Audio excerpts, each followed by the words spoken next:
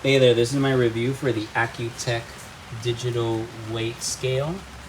We use this weekly to ship our boxes to get the weight correct.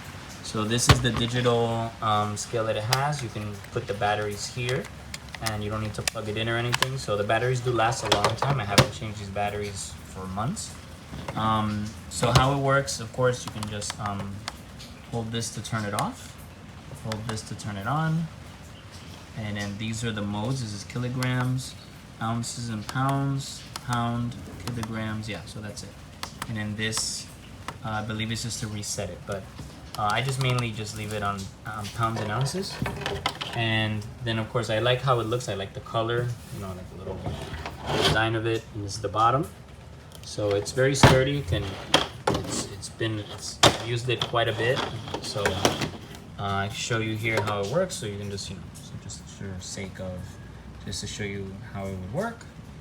So yeah, if you need a scale just for small boxes or big boxes or for anything, or even just to weigh yourself, it's a great scale to check out, and I do like the design. So yeah, hope this was a helpful review.